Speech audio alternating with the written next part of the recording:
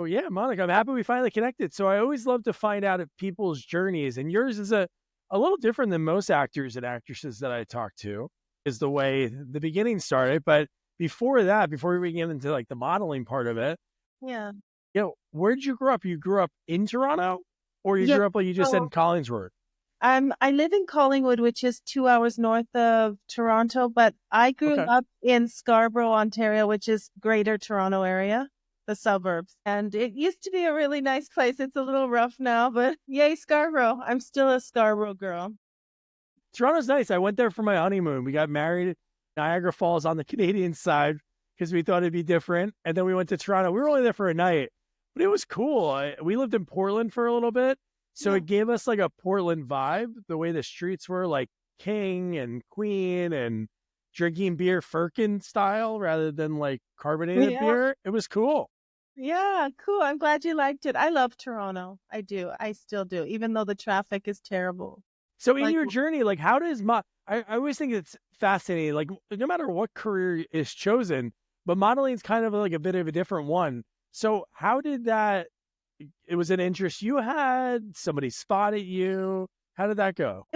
it wasn't anything I ever wanted or dreamt of. I wasn't one of those girls who looked at fashion magazines. I ran track and field and I played basketball but then, I overheard people telling my mom, you should get your girl into modeling because I was so tall. And she thought I was way too young. So I took it upon myself to I made all the appointments to the agencies and I said, look, mom, we're going to 8 appointments on Saturday and they all want to see me. So she had no choice. I was determined. And I just felt honestly like that I just had a sixth sense that it would go well. And I just felt it was, I know this sounds a little hokey, but like a way out. Like my mom was a single mom. We didn't have much money. And I thought I could maybe help my family. So we went to all the agencies and then we decided on one. And 6 months later, I'm winning this contest, the Ford contest, like supermodel of the world contest. So That's it wild. was very quick, and then another couple months later, I was on the cover of Vogue. It was really, really quick. How did Yeah. and like that? It's wild. Like especially just the time frame. Obviously, getting on the cover of Vogue or winning the Ford modeling, like that's a big deal. But just the time frame for when it began. So one of those modeling agencies on that Saturday Yeah. said, So "Hey, we want you." yeah, they all sort of did, and I I bet. my mom wanted me. I wanted to be with the one with the nicest office, which was Elite. They had a fancy office, and my mom, though, I thank goodness she chose someone that was more maternal, a small agency called Judy Welch, but Julie was affiliated with the Ford agency. And that really changed my whole life because then I won the Ford contest. So yeah, they all said yes because I was like 7 feet tall. Yeah. And 13. I was only 13 when I made those appointments. So it was crazy. That is pretty crazy. And then I think it's crazy, like Sports Illustrated. So you're on Yeah. that at 15. Yeah. Yeah. I wasn't on it. I was inside, but Elle McPherson got Inside, the, yeah. yeah. Like, and she deserved it. She's the bully, but I was 15, which now it's like a little Yes. chin scratch. Like it's, that's a bit young, but I was 15 when I was in Sports Illustrated and the youngest on Vogue. Yeah. Yeah. Yeah, no, you're right. 15. That is when you really look, there's a lot of things you look back on, whether it be like movies, TV, like some scenes or some references. And nowadays you're like, oh, Ye Yeah. was that I right? mean, I was even on the cover of Wedding Bells. What? Like, I wasn't legal, you know? Well, how was I on the cover of Wedding Bells magazine at 15? So, some things now you look back and go, that was inappropriate. Yeah, yeah. But I bet at that age, that must have been so cool. Obviously, it was something you wanted to do. You made those appointments and then everything blew up.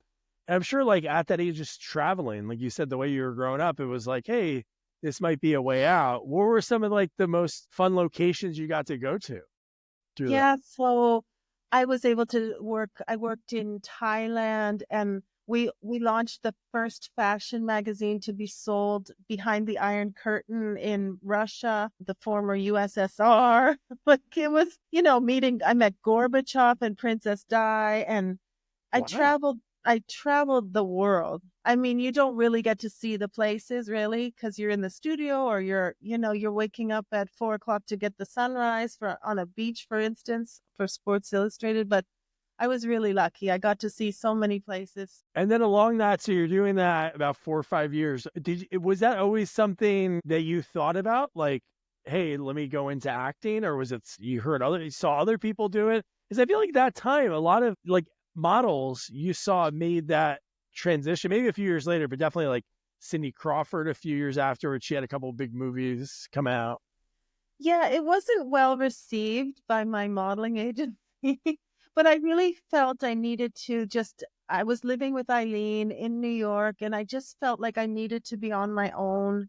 I needed to grow up. I was 19 and I just finished high school, and we go to 19, and we used to in Ontario, and I just needed to get away, and then I thought, well, some models have transitioned into acting roles, right? And I looked at Sigourney Weaver and the taller actresses because Eileen said, "You're too tall. You're not going to be an actress." And so 20 years later, I was still working, and I never had to waitress. I made a living acting, and I'm really glad that I did because that also was really interesting. Also traveled the world, met amazing people, lived in different countries.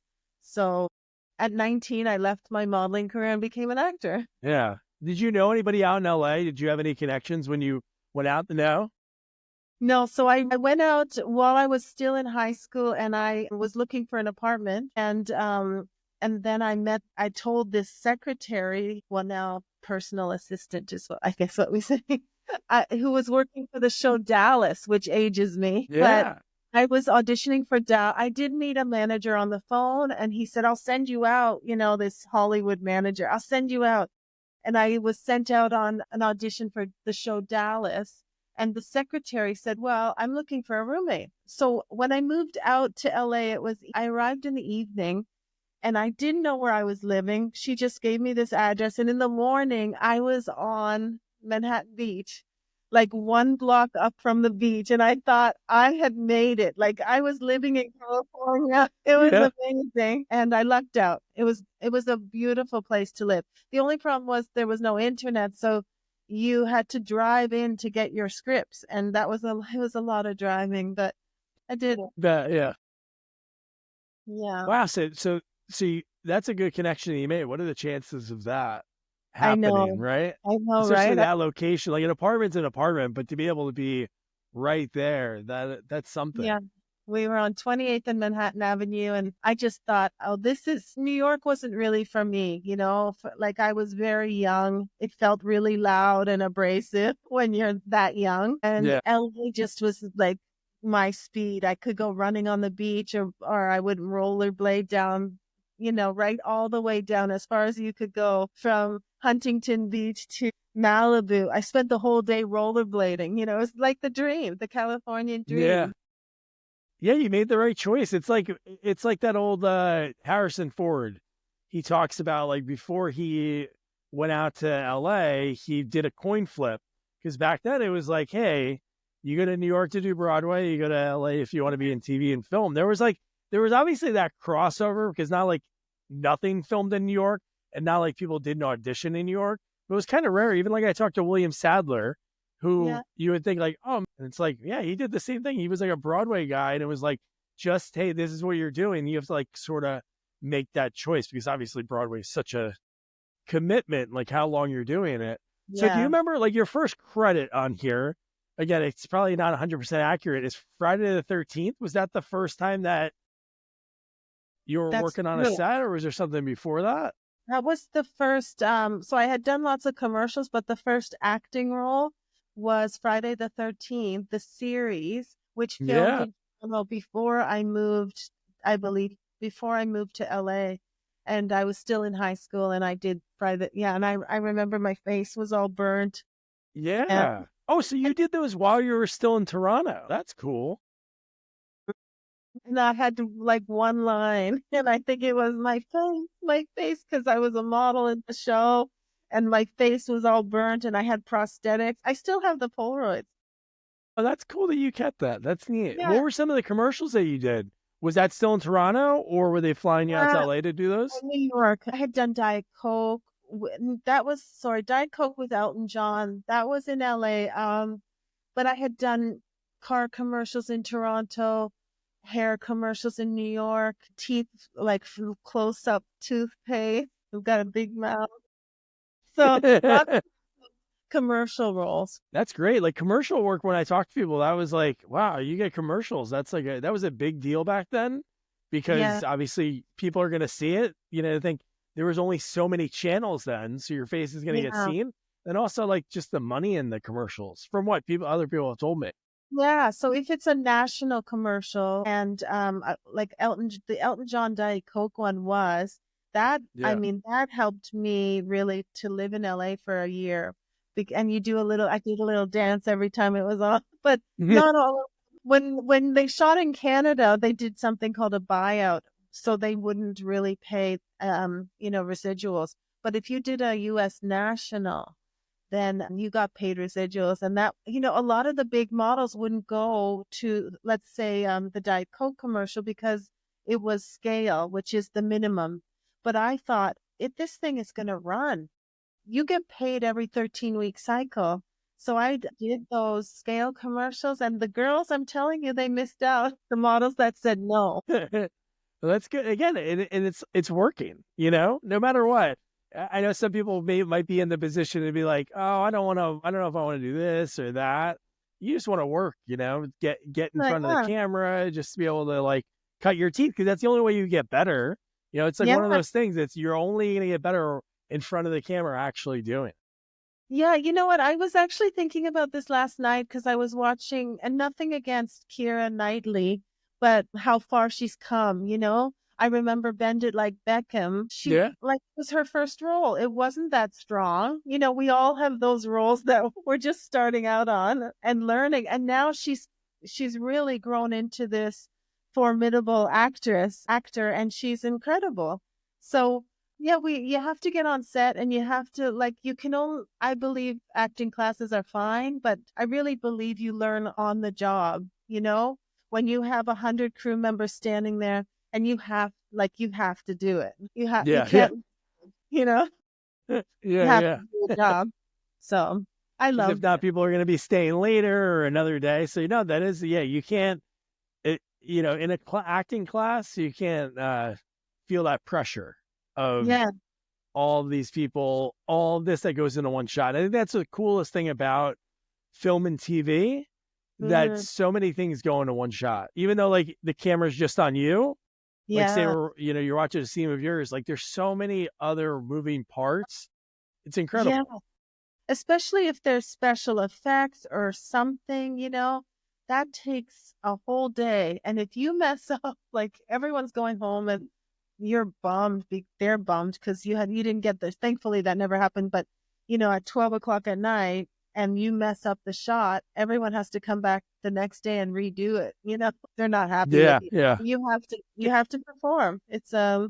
yeah, a lot of pressure. Yeah. But that's how you learn. You get better and better. And now, so like, would you say you're out in LA by 91? Like when you're on Designing Women, when you got that role, you're already Yeah. out there?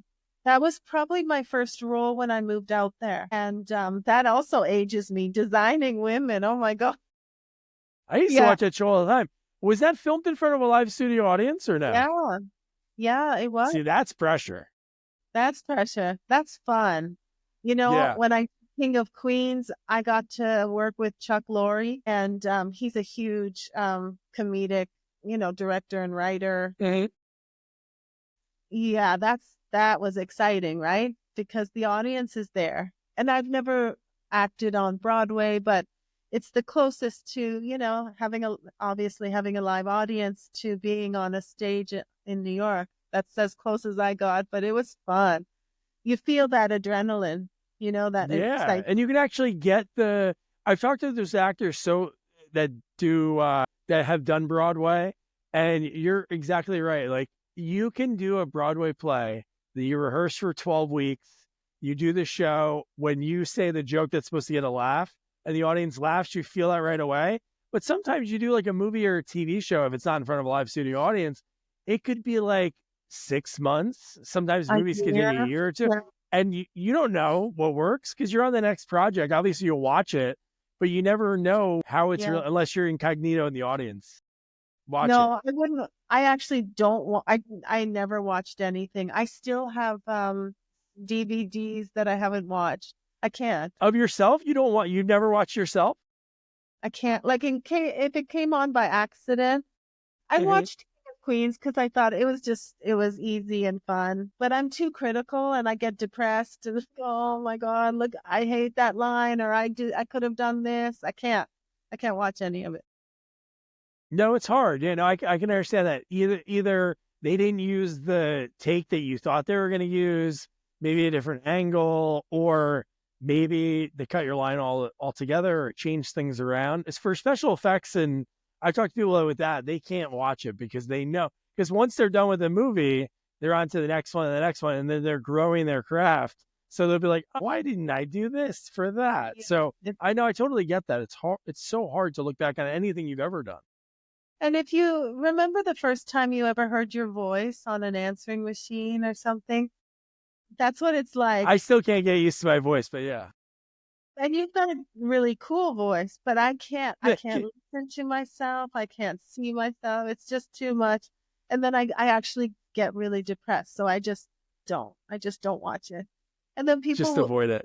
Yeah. And then I didn't even go to this one movie screening and I was nominated in Vancouver for Women in Film. It was called Love on the Side or Deluxe. Okay. It had a couple of names, Deluxe Combo Platter. But I was nominated. I didn't even know until after. I didn't win, but it was really nice to be nominated. Yeah, no, but you're right. It's got to be so hard to see yourself. Yeah. I totally get that. So now, like, at this point, it's like you're there and it takes off. Like, you're working, and that's the most important thing when you're acting. Yeah. You're working so you can hone your craft. Because right after that, you're on Designing Women, DEA, and then I've never seen the movie, but Fearless Tiger. That's a role that you have a name, which is a big deal. That was my first starring role, and it was a terrible movie. Like it was so bad. Like, okay, I lied about not watching because one night my girlfriends, we all had to pick our worst movie, and we all watched our own worst project, and that was Fearless Tiger was definitely my worst. That's the worst. That's really a fun night, I guess. You and your friends. All of my girlfriends who are in television, and we could laugh at ourselves because the dialogue is so bad, and I miscast. Like I think my father-in-law was Jamie Farr from MASH, Klinger. Oh my gosh. I know, and my love interest came up to about here on me, and I looked like nothing worked. I'm sure I also was sad for a couple of days after watching that, but it was you have to laugh at yourself, and you have to start somewhere too, Yeah, you just have to get something on. You have to get a reel. You have to get something, no matter what it is, so that people would see like, oh, okay, this is how she looks on film. Obviously, you have your commercials, you have your photography and like print ads and all that, but that's good. And then from there, like I showed Tropical Heat, Death Merchant, and then one that I think is kind of a big deal because sequels are always super important when it comes to, especially in the horror genre. You have Waxwork 2, which is kind of cool. The people in that are neat. Yeah, that was really cool. So Zach from Gremlins. Yes. Galligan, he and I were in Waxwork 2, Lost in Time. And sadly, the director just passed, Tony. Tony Hickox was lovely. And he passed last year. But that was a big deal because it was a role that a lot of actresses in Hollywood wanted because you got to travel through time and play different, I was in space and I was a medieval princess with Alexander Goodenough, who also has passed sadly. But it was a really great role. That was fun. That's a big deal. So that's going to be cool. Like when you said, so many people wanted that role. Yeah. And it was you that got it. And the other people, like Marina Sirtis is in that. And it's like, you think about her early movies, it's like, she's in this. she's in like Death Wish 3 as like just a kind of random character with a name, but Yeah. not a lot of lines. And then it's like, boom, Star Yeah. Trek, I think, not that far after this. Yeah. And Tony would hire people that, he liked. He hired like Zach and his friends and Alexander Goodenough, people that he admired or he really liked, and as a friend. And it was just a crazy 6 weeks or whatever we shot that in. Yeah, and Goodenough, he's a legendary bad guy. He gets seen every Yeah. Christmas in Die Hard. And Yeah, he has a no, ton of other movies, but yeah. exactly. What was the one with the Mormons or the Amish? He was in another really big one. It'll come to me later, but Alexander Goodenough has a huge yeah. He was lovely. So that's cool. That's a big deal to have that. And then the next year, another sequel, not as big as a role as the other movie, but Warlock Armageddon. So I think the most important thing when it comes to it's just like keeping that momentum, because I think acting is such a momentum game. Even Yeah. no matter who you are, if you're somebody that is like a background or the star, Yeah. and again, you're just working and working. And work begets work, right? People Mhm. see you in something. I mean, Tony also directed Warlock. So again, he hired his friends. So I had become a friend. And then he put me in Warlock, which was a smaller role, but definitely not the lead. And then I did a little part in Hellraiser 3, but I got cut out because he directed Hellraiser 3. So yeah, work begets work. If you just have to get out there and keep at it, and then people will see you, and then it snowballs, right? I remember Yeah. being in Vancouver on a set, and they took some Polaroids, and just for my wardrobe fitting, and then a director saw the Polaroids and hired me for something else. Like, so it's always important, no matter how small the role is, to just get yourself going and get out there. Yeah. Like you said, you're on a set of a movie, somebody goes, man, I really like working with her. Or I Yeah. need somebody to do this one part. I need somebody that'll get it right. Oh, Monica. That's Yeah. what casting directors do so much that I've talked to. They know if they have to fill in like, henchmen on bridge. Like the one lady, this lady, Fern Champion. I don't know if you ever Yeah, I worked with do. her. Yeah, Or, I do. okay. So her story was about Stanley Tucci.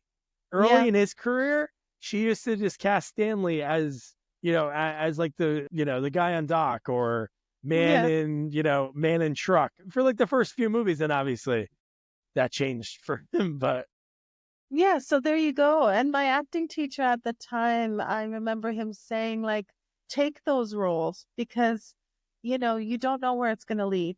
And it's just experience on set because then you're watching everyone else and these lead actors. I got to work with Anthony LaPaglia and Mimi Rogers in a film called Killer. Anthony was so kind and generous. And because there was a love scene and I was young, and not comfortable. And he was like, how can I make this comfortable? And I said, because I had to straddle him. I said, can we have a pillow? He's like, sure. yeah.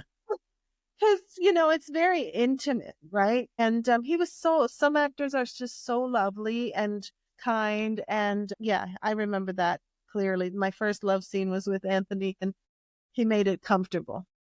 That's good. Yeah. I No, got that could be that could be a difficult thing. Yeah, and everyone's standing there, the boom guy, there's Grips eating a sandwich, and you're standing in your underwear. It's really awkward. Like it's the Yeah. most off. It's not sexy. If anyone thinks, oh yeah, I'd like to have a love scene with no, I had kissing scenes with John Taylor from Duran Duran, and I was a huge Duran Duran fan. But on set, it's not romantic. It's not. It's Yeah. you know.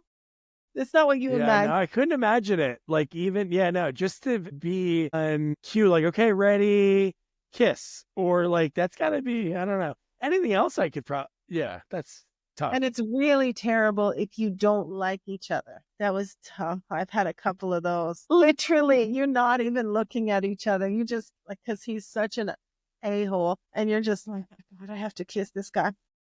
But Yeah, then that's not. when the camera rolls, you just have to, And then you have to smile and everything's fine. And then when it's when they say cut, then hopefully no more take. Then you roll your eyes and walk away. Yeah. Terrible. So 94, it kind of That was like a big deal. 94 was a big year for you. So was that the first time you auditioned for Bold and the Beautiful? Yeah, so I think I auditioned and had a couple of small parts on Young and the Restless. So it goes to Oh, your okay. about meeting casting directors. And so the casting director for YNR was also Bold and the Beautiful. And of course I was still pretty inexperienced with, like, I had never had a series lead, but then the role came up on Bold and the Beautiful. And yeah, I had a regular gig, which was nice. But it's Yeah. also And was that kind of like eye opening? Just from what I talked about, like it's different being on a soap versus being on TV and film, because it's kind of like, hey, we're going to shoot 70 pages today. And fun. everything's like, oh, here's your script at midnight or the night Yeah, before for tomorrow. it is honestly one of the hardest things I've ever done, because just what you said, if you have, some days are of course easy, you just have a couple lines and it's fluff. But then if your storyline is the main storyline and you get the script the night before and it's 40 pages, because they film an hour a day, right? Or half an hour. I can't remember if Bold and the Beautiful was half an hour, but you film the whole show, not in a week like you would a sci-fi show or something. You film the whole darn thing in one day. Yeah. You do blocking at 6 in the morning after you've been up all night learning your lines. Then you do blocking on a bare floor. Blocking is the staging. And then you wait in your room and you're not allowed to leave. And if your scene is up at 6 o'clock at night, you're there for 12 hours waiting. And then you have to nail that dialogue, or well, you don't go home, because no one goes home because they need the day. They need the whole scene, you know? I worked with one actor who I won't say, and he could not memorize anything, like, for the love of God, he couldn't memorize anything. And we would joke with each other, like, so and so has a monologue today. Man, We knew we would be there forever. And they didn't do the tricks of like putting it on the wall or having it on an actor's no. chest. And the hardest thing for me was they would have, you would say a line like, I'm going out to the store. But then when you came back from commercial break, they changed the line ever so slightly. Like, I just got back from the store. Like, I don't know. It's the weirdest thing. I don't know how to describe it, but it messes with your head how I I'm memorize sure. it, because you're just changing a few words. You have to just say the same thing in a different way. Not came back from the store. You'll say, I'm going to the store. And then a few minutes later, they come back from commercial and you have to say, I'm leaving for the store. But these would be long pages and pages of alternating words. And it was a lot. People make fun of actors on soaps because it's a bit dramatic and over the top. And it was, but it was actually such a good learning experience, for memorizing, for being professional, all of that.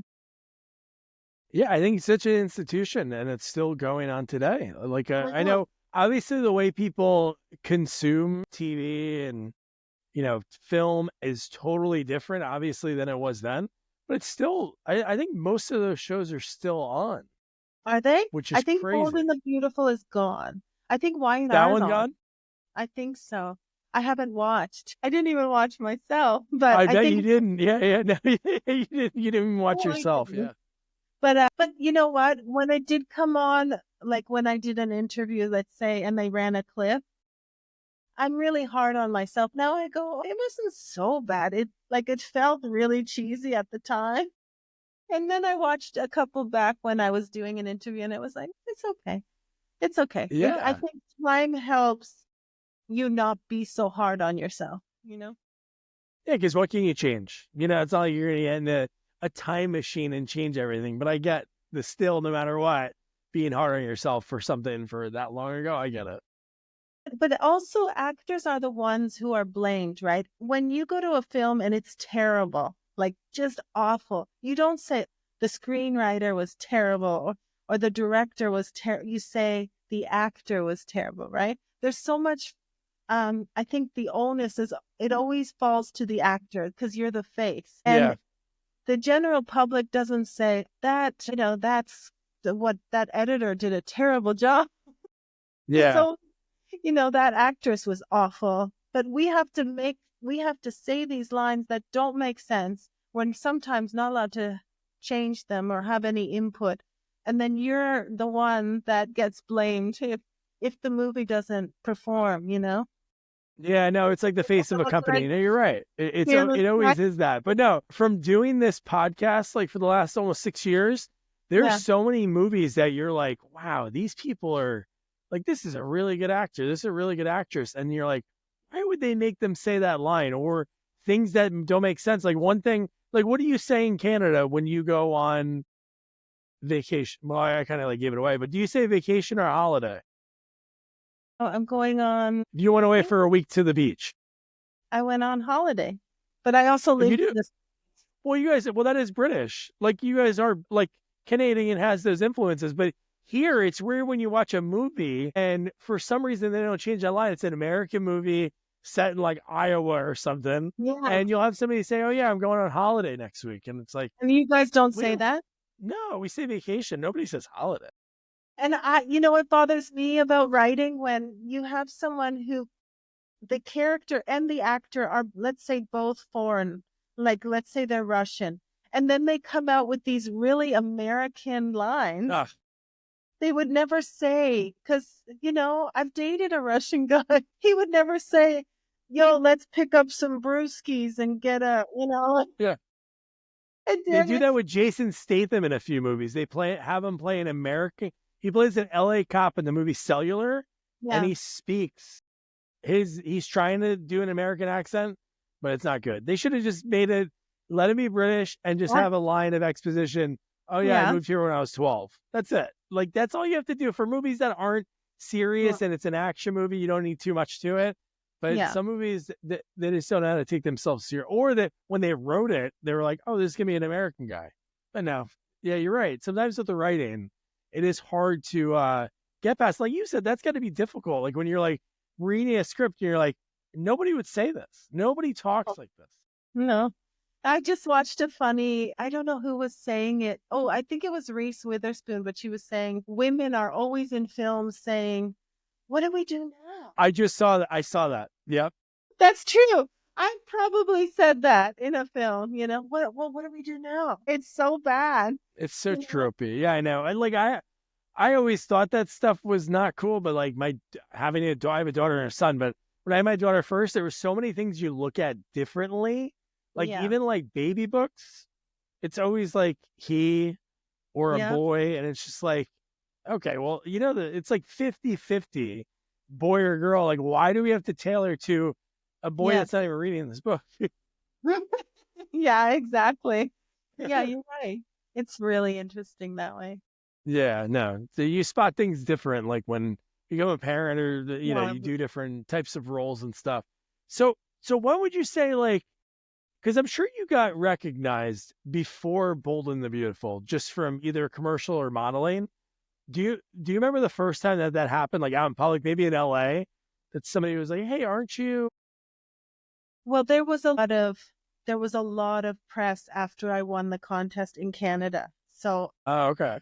It was intense. Like I just thought I would go to this contest and I wasn't going to win because my mom wouldn't sign the contract, signing away my life. So I really thought I would just go have fun and come back. It was an experience, right? But then I won, and I remember getting off the plane, and there were a horde of people waiting for me and the press, and I couldn't go to the mall. Like it was intense. There was so much. I would go out to lunch, let's say, with my mom, and I would hear people talking about me. They didn't know I was there, It was a lot of exposure. That's a lot. No matter what age, at that young of an age, when you're already going through, like my wife's, and I remember being a teenager, but my wife's an English teacher in middle school in Jersey. And it's like, just like how much is going on in your head and your body and everything. And then to have that at the same time. It was a lot. It was a lot of attention. Yeah. So again, you have, survived. Yeah, you survived totally. So the Bold and the Beautiful, you do that. It's 66 episodes. And then right from there, when that was over, again, still back to working, but you got a series like a few years later. And I think that's always the big thing. Working's great, like on everything, but when you get a series, it's just like, hey, all right, cool. Even though you could still audition for other stuff, but Beastmaster, Yeah, which that is was neat. that was really cool because I got to live in Australia and I really took the role because I wanted to work with animals and they were very kind to the animals. We had a tiger on set and we had, monk, spider monkey. It was really an awesome experience. I was a bit lonely because you're on the other side of the world. And when you're awake, all of your friends are sleeping, But I made friends over there and I'm really grateful for that. To have another show, a lead in a show was awesome. Yeah, I interviewed Margene Holden, Oh and my she talked about God. how awesome of a experience that was. Yeah, Margie. Yeah, we really bonded and she's a tall girl like me. And it was really fun to have another female down there because there were a lot of males in the cast. And when Margene came on, we were really became good friends.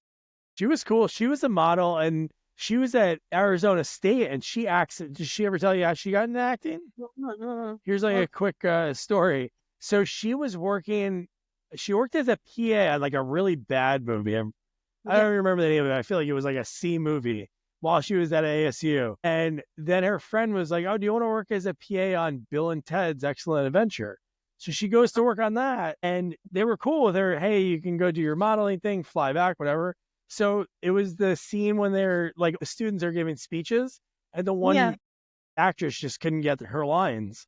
So they had to like send her off, and they're like, "Hey, do you want to do this?" And No. she did it. She loved it. And then at that point, she's like, "You know what, man, maybe I'll go to LA. Maybe I'll think about acting." But she was like, "I don't know." And there just so happened to be somebody that worked on set that said, "I have a place in LA. I'm not going to be able to be there for 6 months. Do you want to live there?" No way. Crazy. See, Yeah. that just gave me chills. It was Sarah. It's what you put out in the universe, and it was meant to be, right?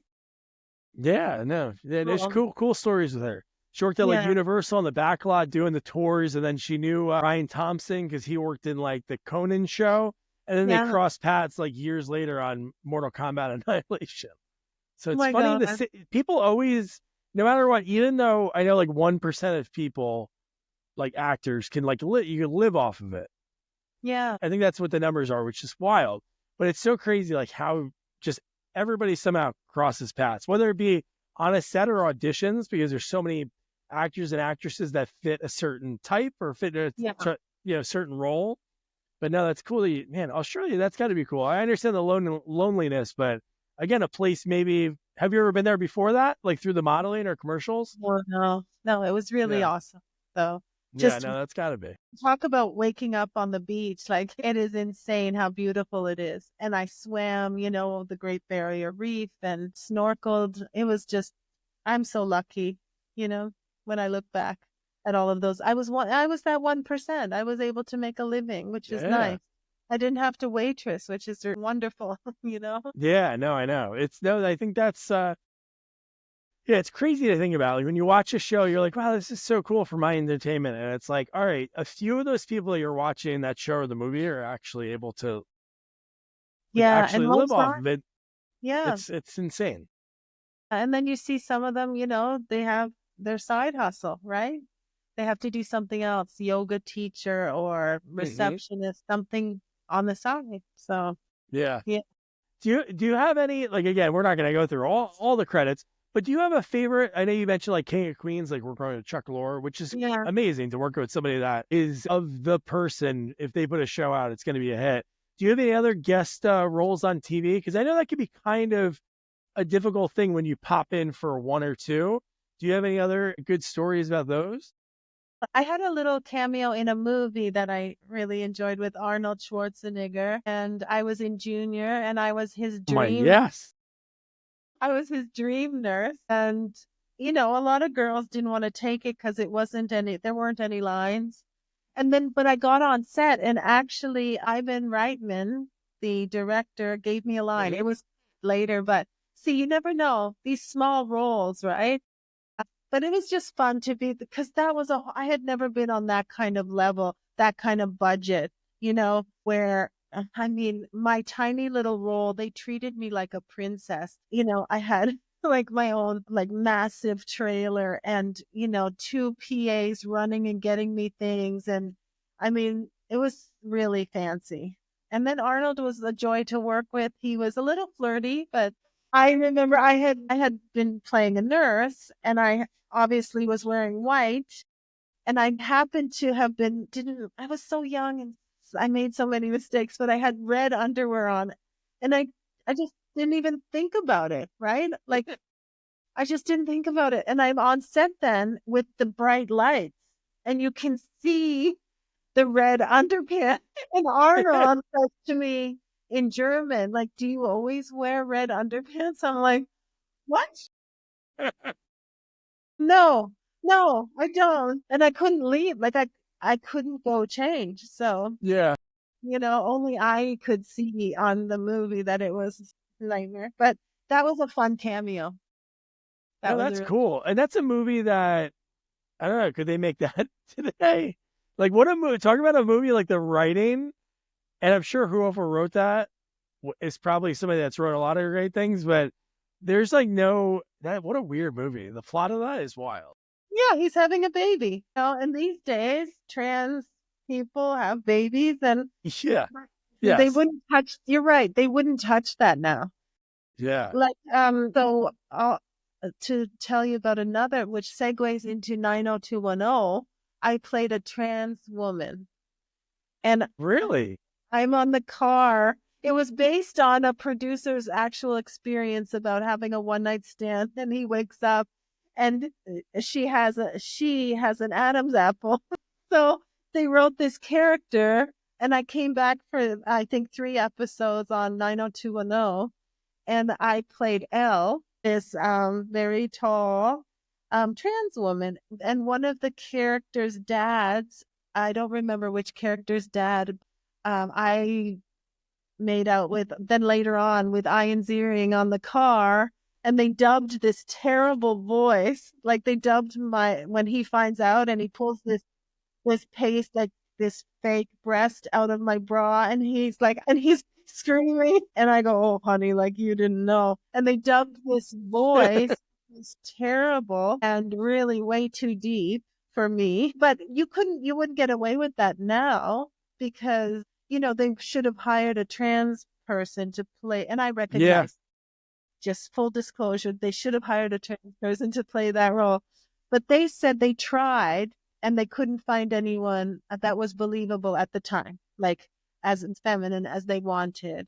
Yeah. So they hired me, who's 6, 1 and some. And so big hands, big feet. But I'm really grateful because I got to meet Luke Perry and play with all of those. That show was massive.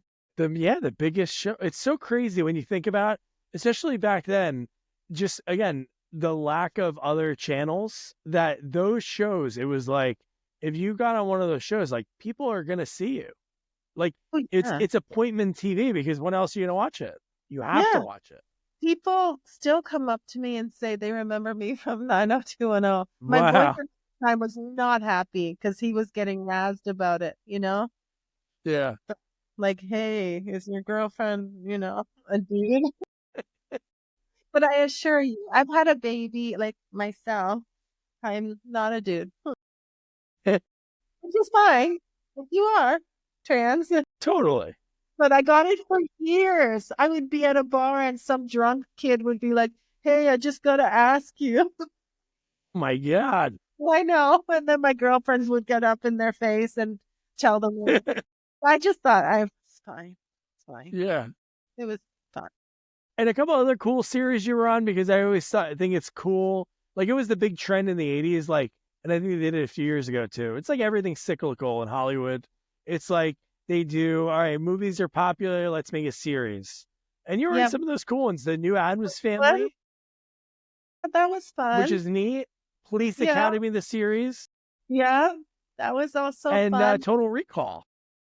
Yes, that was cool because Total Recall I was a huge fan of the original And then I was in the series and it was a really excellent role. I actually did watch that one because I loved the writing. I liked how I looked, and they had a huge budget.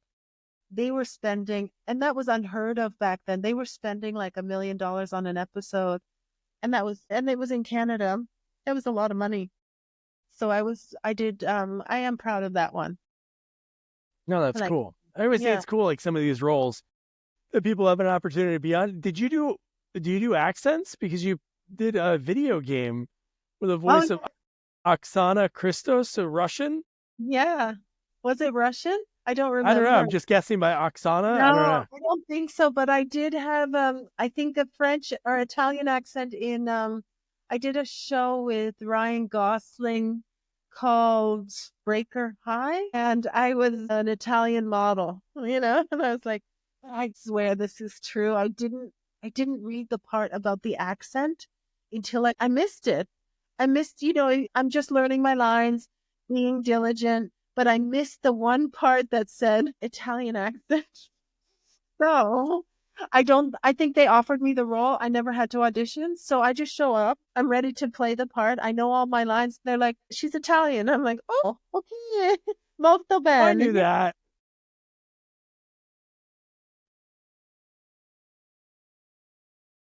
Yeah.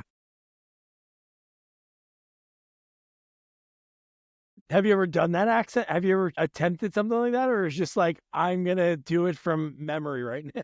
I just had to do it. Italiano. Sì, molto bene.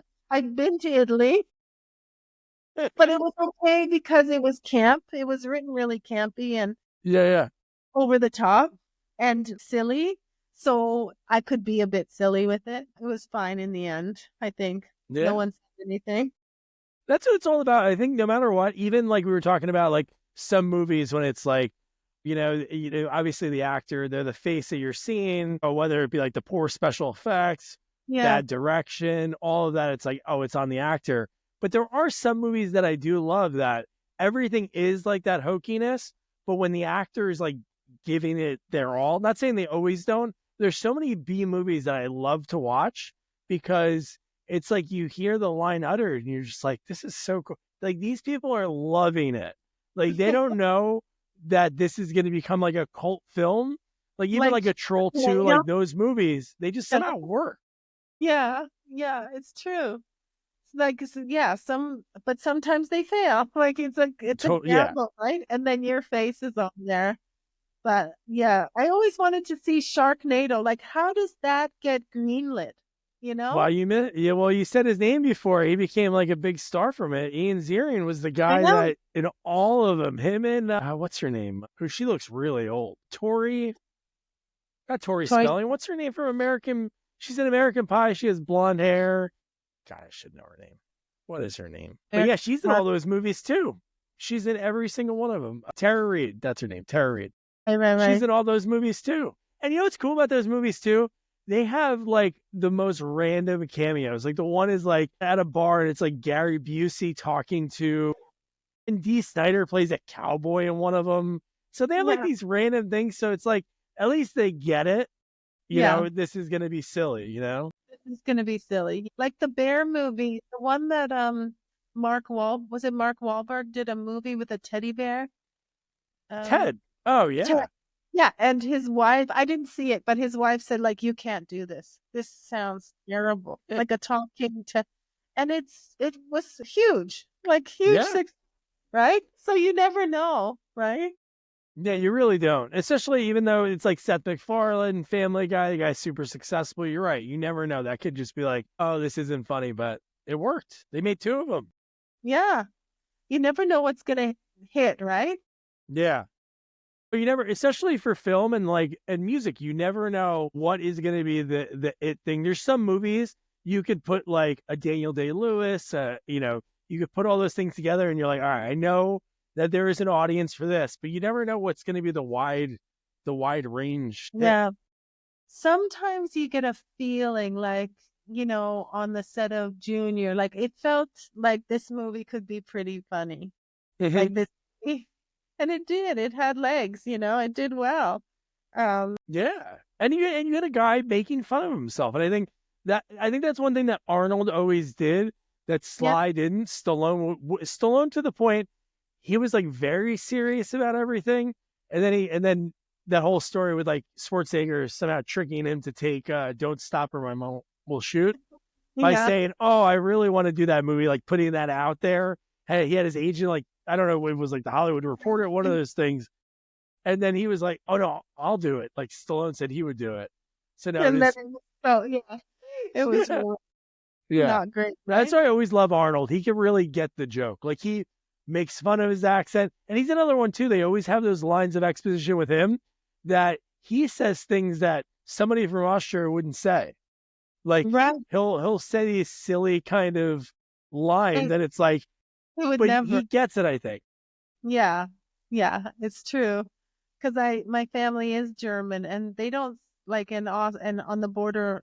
My family's from the border of Austria and Germany, and near Salzburg, and they don't say a lot of those things, Yeah. that Arnold does in movies. But I like he doesn't try to do an American accent, or it's just him.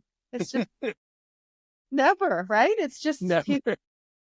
that's where he's more of a personality than I think in the beginning anyway, than an actor, right? Like he was big personality and hired for his literally his big person and his size. Yeah, yeah. And he made a massive career out of it. Oh my God, yeah. So many. Like he was another guy. Like every movie was a hit, and even the ones that aren't a hit, if you go back and watch them, it's like, oh, this one should have been a hit. Maybe it's just the timing of it, like Red Heat, Yeah. like some of these movies that people don't think of as much. And it's like, all right, this guy, like no matter what. And then he had his thing, like I guess after like Batman and Robin, even though he got paid the most ever, he got like super depressed because it wasn't a hit, and then he kind of but no, it's something. One more credit, and then I'll start wrapping this up because I always love to ask a few questions before Yeah, it's yeah. done. Is I Yeah. always think it's cool when these movies come out, like these sequels. Again, maybe when you look back on it, I haven't watched it yet, but I just think about the people that are in it. I think it's always a cool combination. For Turbulence 3, like a Yeah. guy like Craig Sheffer and Joe Mantegna, like those are two guys that I think are such great working actors, and I feel like they're always working. And Rutger Hauer. Oh yeah, Rucker Hauer's in that. Yeah, I interviewed Brad Lorry, who's a stunt guy. I guess he had a line. He had lines in this movie, but he played Michael Myers like a few years after this. But he was a he. Yeah. Oh, I didn't realize that. But my scenes were with Rutger Hauer, and I remember he for one time he forgot his line, but it was on my close up, which in acting is like a no. You should be there for the other actor while they're doing Mhm. their side, their close up. But he was so charming. He just said, because he didn't know his line, he goes, "Shine, baby, shine." And I just smiled and I said my line, and it worked, right? Because he had no idea what he was supposed to say. And that was a fun one. But I'll tell you what's terrible about that movie, which I only thought of years later after 9/11. It was about us hijacking a plane and running it into a building. Like it was terrible. Looking back now, these films would not be made, right? Like Oh, and that came out just before 9/11. a long time Came out in before. 2001. I don't know what the release date is, but I know well, that's pretty crazy. Was it? Yeah, it came out in 2001, and that's when 9/11 was. I don't know when it did, but I know a few movies that came out right after it. They Right. edited out All of that stuff. all Yeah. Yeah. plane or crash scenes, or Spider-Man. They had to go back and re-edit, like take out the Twin Towers. Yeah. Terrible. Insane. Even though like being in Jersey, like I am close to New York, Yeah. not close enough obviously to see the towers like from where I went to Yeah. high school. Like if we went to like a higher point, you could see stuff. I remember like seeing the smoke. That was like a pretty insane. Even though I wasn't here, I was in Australia with Margene. Ah, She called me at like 4 in the morning and told me, she just said, if you'll never forget where you were when you heard, right? And mhm. Martin said the Twin Towers are gone. But it didn't even sound real. Like, what are you Yeah. talking about? It was crazy, a crazy time. I was in freshman French class, Wow. and like being a kid, like there's rumors about everything.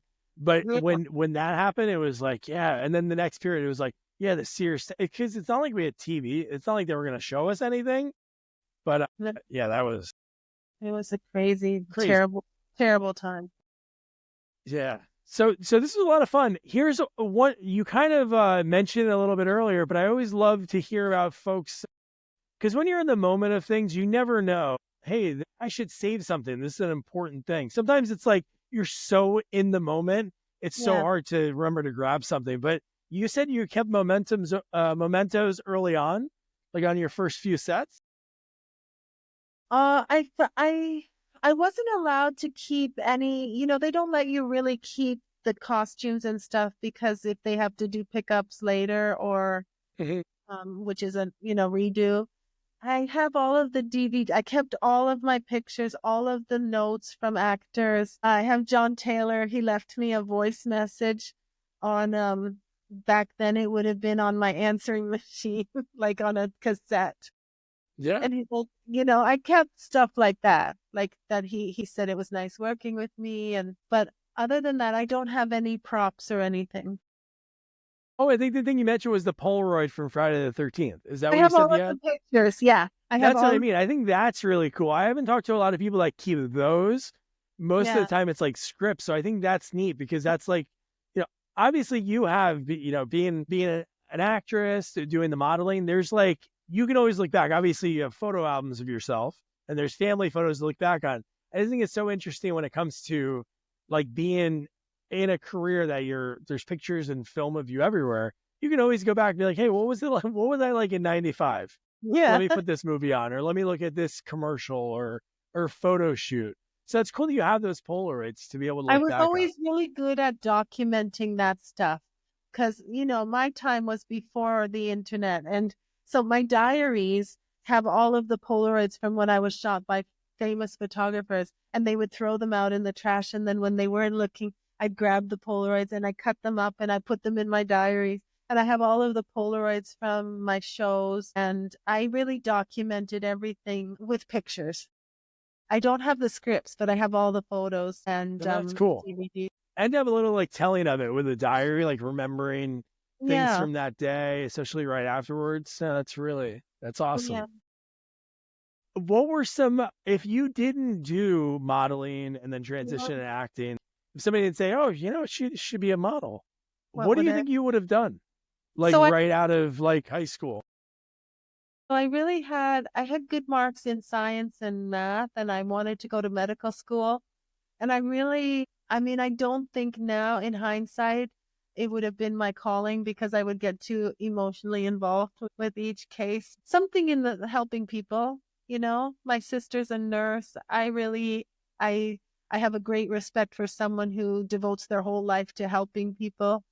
Uh, Maybe something like in the medical field, but the Yeah, pressure that's of, tough. yeah, that's a tough gig. You have to be really strong. It's a good Oh yeah, question. just the emotional thing, like remembering everything obviously is tough, but I think the emotional connection, if you're in a part of the hospital that sometimes people don't make it, Yeah. I I couldn't don't imagine think I that. could do that. But maybe research, science and research and finding a cure for something, or it would have been interesting. I was talking to a Yeah. cop today and he's on a medical leave because he's had to deal with so much stress, right? From what he's seen. And I said, yeah, I couldn't do that job. I thought to myself, I couldn't do that either. All the, dealing with children and they are the people that we are meant to protect, and yeah, that would mess me up too. But I hope now in my fourth, fifth career that I can find something where I really do want to help, women and children in some way. Like there's a shelter here in Collingwood that I support called My Friend's House, and when women are leaving domestic violence situations, I'd like to do so. I'd like to come back to my original plan of helping people somehow. Yeah, no, that's big. When we lived in Portland, Oregon, we need to do more of that out here, but we were living in Portland, we used to like collect like kits because again, it's like just the emotional thing that people go through in like relationships like that. It's Uh-huh. you just don't know where to turn and sometimes it's like, well, then I won't have these things like these core things you need to get through day to day. And it could be as simple as shampoo, conditioner, Yeah, that's deodorant, nice. like Yeah. razors and stuff. People don't think about that. Yeah, that's really lovely. We should do that more here. Yeah. Yeah. No, totally. It's been so much fun. I had such a Yeah. blast. One thing I have to comment on, and I think I love the one thing I love about Canada, I've probably talked to like 5 or 6 Canadian actors and folks behind the camera. I love the idea of the night, like you said, like, oh, we go to school till 19. But isn't that 19th year like kind of like you're able to try to figure things out a little Yeah. bit? Yeah. Yeah. I think that's cool. Like that in between college and high school, it sort of is, right? Yeah, they actually got rid of OACs. They were called Ontario Academic Credits, but now, I really think it's too much pressure to figure out what you want to do at Yeah. 18 with your whole entire life. I do like what they do in England and elsewhere with a gap year. You can take a year out. You can go apprentice somewhere and figure out if the area that you want to study is actually enjoyable for you because Yeah. you'll get into it and realize that it's not. So that I makes know. a whole lot of sense to me. Yeah, with the cost of tuition. Like Yeah, I didn't go back to school until later in life. I yeah, was me almost too. going to go to Yeah. school. I started like county college Mhm. and when I was 19. I was going to transfer to the school to play golf at. Hey, I'm so happy that didn't work out then because that school was like 50 grand a year back in 2005. So like I Yeah. couldn't imagine paying back $200,000 in loans. Now it's You insane. would still be paying them. 100%. I went online. I went like the cheapest route in order to get my degree the fastest. And it Yeah. was the smartest thing I could have done. But Good. yeah. Good I'm for glad you. we connected. This is so much Yeah. fun. This was It's so always nice. fun to hear folks' beginnings because this is such a unique career. Even like your first foray, like modeling. It's Yeah. like you said, it's not like you wake up. There might be some people out there that say, you know what, I really want to do modeling or I really want to do acting. But I'm telling you, there's so many people. It's like they don't think about it until like that moment. Maybe they do like the Peter Pan play in elementary school or something in middle school, but it's always like they get put. It's like you said, it's like serendipitous. Like, well, you know what? I'm gonna do this play because the girl I like is in it, and it's like, oh, I love this. Now I'm gonna do this for the rest of my life. I Yeah. think it's such a fascinating calling. Yeah, it is. And I think once you catch the bug, once you've been on set, you can never have a regular job because it Yeah. is, there's nothing like it. You don't have to go to the same place every day. An office job would kill me.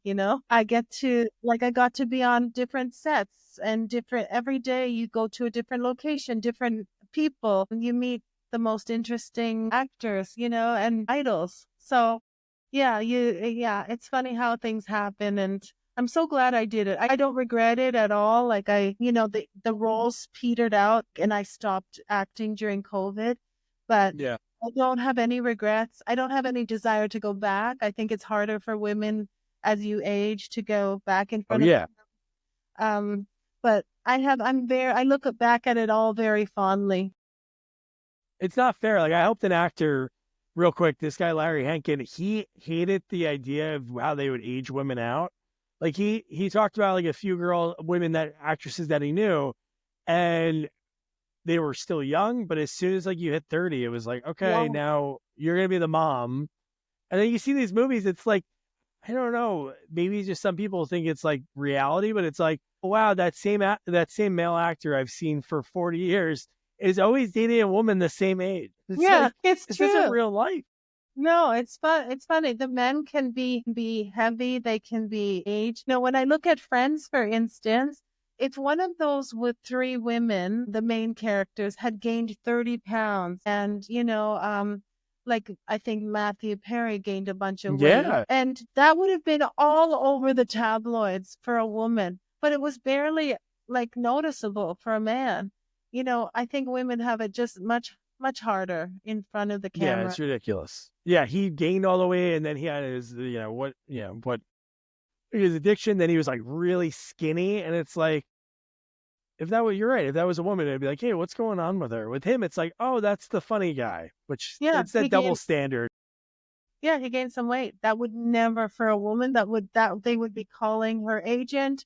They would be threatening her contract. Like you have no idea how much pressure there is, yeah, on Yeah. women. much It's more. insane. Hopefully that's something that changes. It'd be I nice hope. for some of those changes. But Monica, thank you. I had a Yeah, blast thank talking to you. you. I'm so It was happy we so nice, connected. nice talking to you. Thank you for being patient with me. No worries. I get it. I totally get it. Have a great rest of your night. I'll let you know when this comes out. Okay, thanks. Good night. All right.